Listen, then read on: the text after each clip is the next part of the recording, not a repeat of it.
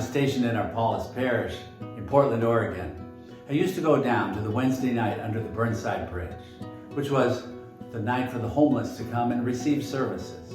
They could come, they could get their hair cut, get a pedicure, a manicure, they could have a hot meal or get some clothing. And one of the things that we on the team used to compete for was to do the washing of the feet. A person would come and sit down. We'd bring a basin of warm, sudsy water and a towel. We'd help them take off their shoes and their socks. Sometimes their feet didn't look that good. They didn't smell that good. But yeah, we took their feet tenderly in our hands. We washed them and massaged their feet.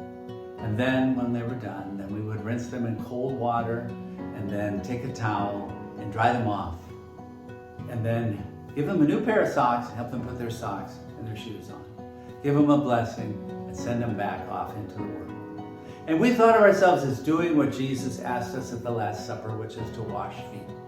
And you can imagine in the time of Jesus, the feet were smelly. They maybe had manure on them. They had dust and dirt from the road. And he knelt down before each one of them with a basin of water and a towel. And he washed their feet, took their hands lovingly, took their feet lovingly into his hands. And then after he had done all of the feet of the disciples, then he said to them, just as you have seen me do, your teacher and Lord, so you must also do.